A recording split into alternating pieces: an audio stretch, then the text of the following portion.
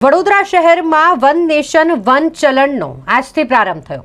વડોદરા શહેર police commissioner Narasimha Kumar દ્વારા આ પ્રારંભ કરાવવામાં આવ્યું છે। ટ્રાફિક પોલીસ દ્વારા જે માટે કાર્યવાહીની શરૂઆત કરી દેવામાં આવી છે। 74 POH મશીન દ્વારા 74 જંકશન પર તપાસ કરવામાં આવી રહી છે। ખાસ કરીને દંડ વસૂલ કરવાની જે કાર્યવાહી છે તે કરવામાં આવી રહી છે। વડોદરા શહેરમાં ટ્રાફિક પોલીસ દ્વારા આજથી જ પ્રારંભ કરી દેવામાં આવ્યું છે। સિગ્નલ તોડવું, હેલ્મેટ ન પહેરવું, ટ્રાફિક નિયમનનો ભંગ અને સાથે જ ઈ-ચલણની ભરપાઈ ન કરવી, આ તમામ નિયમોનું પાલન કરવું પડશે।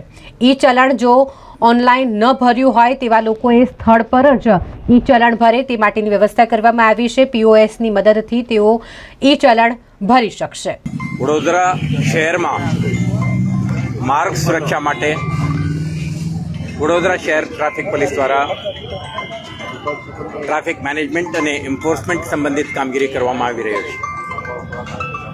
આના માટે વડોદરા મ્યુનિસિપલ કોર્પોરેશન દ્વારા સ્થાપિત કેટલાક કેમેરા સિસ્ટમ અને 78 જંકશનમાં જે ટ્રાફિક સિગ્નલની વ્યવસ્થા છે આનું પણ મહત્તમ ઉપયોગ કરીને 400થી વધારે ટ્રાફિક પોલીસ, 600થી વધારે ટ્રાફિક બ્રિગેડના માનદ વેતકો 24/7 જુદા જુદા પ્રકારના મેનેજમેન્ટ એન્ડ એન્ફોર્સમેન્ટ સંબંધિત કામગીરી કરતા હોય છે।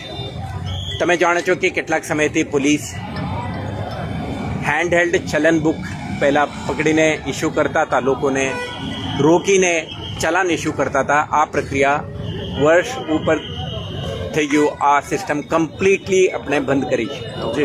આજની તારીખે નોન ઇન્ટ્રુઝિવ તરીકેથી આપણે એન્ફોર્સમેન્ટ કરી રહ્યા છે। આજે આના ભાગરૂપે કેટલાક કિસ્સામાં એવું બને છે કે ટ્રાફિક જંકશનમાં કોન્સ્ટેબલ, હેડ કોન્સ્ટેબલ, TRBના સભ્યો ઊભા છે, એમના હાજરીમાં જ ઓવરલોડિંગના કિસ્સો, હેલ્મેટના વાયોલેશન, ઓવર સ્પીડિંગના કિસ્સો, ટ્રાફિક સિગ્નલ જમ્પિંગના કિસ્સો એમના હાજરીમાં જ બનતું હોય છે। છતાં આપણે કેટલાક આના કેમેરા કવરેજ ના હોવાના કારણે કે એમના ટેકનોલોજીના કન્સ્ટ્રેન્ટના લીધે આવા કિસ્સામાં એન્ફોર્સમેન્ટ કરી શકતા નહોતા।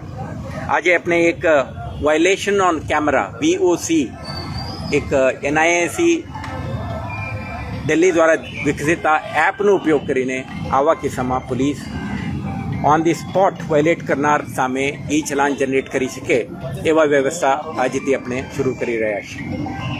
કોઈ લગભગ 180 પોલીસ કોન્સ્ટેબલ, હેડ કોન્સ્ટેબલ પાસે જે મોબાઈલ છે આમાં આ એપનું ઇન્સ્ટોલેશન થયું હશે।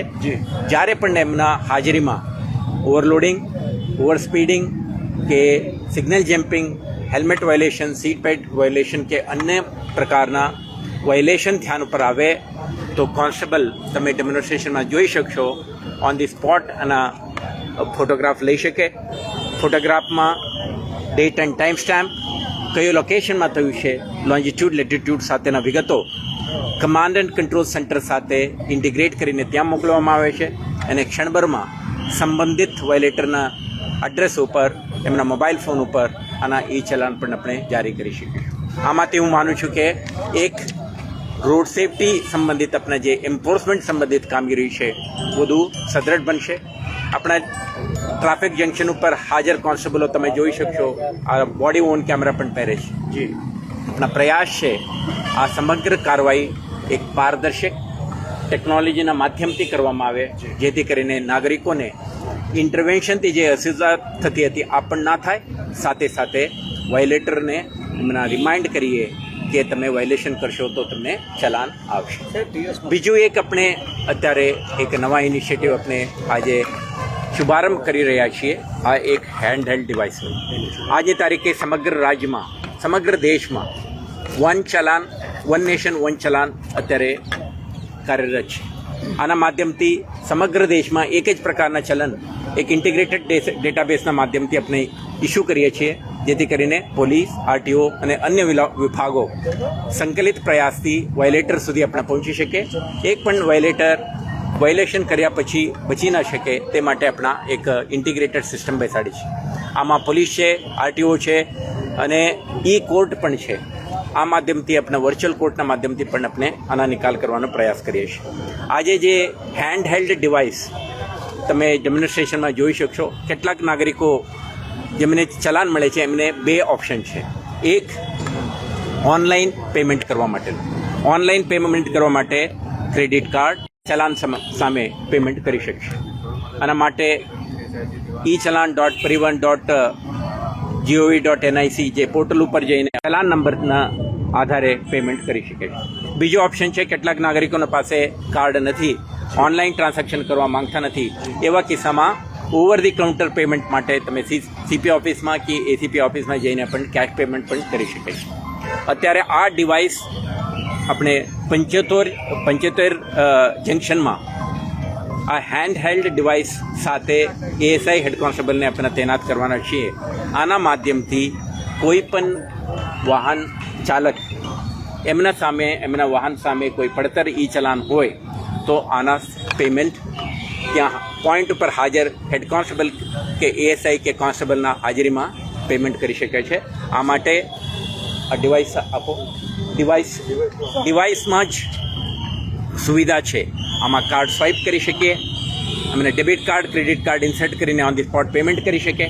નહીં તો તમારા પાસે યુપીઆઈ હોય, ફોનપે હોય, તો તમારા ગૂગલ પે હોય, એવા સિસ્ટમને પણ તમે વાપરીને આ ઓન ધી સ્પોટ તમે પેમેન્ટ કરી શકશો. આ ડિવાઇસ દરેક 75 જંકશનોમાં હેડ કોન્સ્ટેબલના હાથે હશે. આ હેડ કોન્સ્ટેબલ એક એવા જંકશનમાં ઊભા હશે જેમાં વ્હીકલ થોડા ડિટોર લઈને સાઈડમાં ઊભા રહીને ઓફિસ જતી વખતે, પરત આવતી વખતે, પોતાના કામકાજ માટે બહાર નીકળ્યા હોય તો 2 મિનિટમાં હેડ કોન્સ્ટેબલ સમક્ષ ઉપસ્થિત થઈને એક પારદર્શક અને ટેકનોલોજી આધારિત માધ્યમથી અને ઓન ધી સ્પોટ પેમેન્ટ કરીને નીકળી શકે છે. એમને રિસીટ પણ ઓન ધી સ્પોટ આપવામાં આવશે. આ પારદર્શક ટેકનોલોજી આધારિત વ્યવસ્થાથી આજની તારીખે જે વન નેશન વન ચલાન માધ્યમથી જે ચલાનો આપણે ઇસ્યુ કરીએ છીએ, કેટલાક ચલાન પેમેન્ટ નથી થતું. આપણા ધ્યાન ઉપર આવેલ છે કે કેટલાક નાગરિકોને મલ્ટિપલ ચલન પડતર છે તો પણ પેમેન્ટ નથી કરી શકતા. કેટલાકના ઈચ્છા હોય તો પણ એમને ઓનલાઈન સુવિધા ન હોવાના કારણે કદાચ ના કરી શકતા હોય. હું માનું છું કે આ હેન્ડહેલ્ડ ડિવાઇસ આવા નાગરિકોને વધુ ઉપયોગી, અનુકૂળ અને સમય બચાવવા માટેનું એક ડિવાઇસ તરીકે ઉપયોગી રહેશે. તો વડોદરા શહેર નાગરિકોને હું અપીલ કરવા માગું છું, જ્યારે પણ તમારા ઘર આંગણે કે તમારા મોબાઈલ ઉપર વન નેશન વન ચલાન વાયોલેશન અંગેનો ચલાન તમને મળે, આ કોઈ પોલીસ તમારા પાસે દંડ વસૂલ કરવા માંગે છે આનું સિગ્નલ નથી. આ તમે કોઈ જંકશનમાં તમે ઘરેથી નીકળેલા ઓફિસ કે સ્કૂલ કે બજાર કે મોલ પહોંચતા પહેલાં તમે નિયમોનું ભંગ કરી છે, પોતાના સુરક્ષા અને સમુદાયના સાથી નાગરિકોના સુરક્ષા તમે કોમ્પ્રોમાઇઝ કરી છે. એટલા માટે આ દંડનું એક ઈ ચલાન તમારા માટે આવ્યું છે. તો એક વખત આવે દંડ પેમેન્ટ કરો અને સાથે સાથે સંકલ્પ કરો કે ફરીથી ક્યારે નિયમનું ભંગ કરીશ નહીં અને ભવિષ્યમાં આ પ્રકારના વાયોલેશન ના થાય તે અંગે પૂરતી ધ્યાન રાખીશું. એવા એક કમિટમેન્ટ જતાવે તો આપણે કોઈ પોલીસને એમને રોકીને કે એમના મોબાઈલ ઉપર ચલાન મોકલવાની નોબત ના આવે. મારા અપીલ છે, માર્ગ સુરક્ષા અંગે ખાસ કરીને હેલ્મેટ પહેરો, સીટ બેલ્ટ પહેરો અને સિગ્નલને આદર કરીને રિસ્પેક્ટ આપીને સ્ટોપ એટ સિગ્નલ્સ. ત્રીજું, please don't drink and drive, please don't jump signals અને રોંગ સાઈડમાં ક્યારેય ડ્રાઈવ કરવાનો પ્રયાસ ન કરો. પોતે સુરક્ષિત રહો, સાથી નાગરિકો અને સમુદાયના સભ્યોના સુરક્ષા અંગે પણ ખ્યાલ રાખો, ધ્યાન રાખો અને એક જવાબદાર નાગરિક તરીકે, જવાબદાર નગરવાસી તરીકે ટ્રાફિક પોલીસને સન્માન અને સંકલનથી આ રીતે કામ કરો. વડોદરા શહેરને માર્ગ સુરક્ષાની ક્ષેત્રમાં એક સુરક્ષિત શહેર તરીકે આપણે એસ્ટાબ્લિશ કરવામાં શહેર પોલીસને સફળતા મળશે. આપનું સાથ સહકારનો અપેક્ષા છે.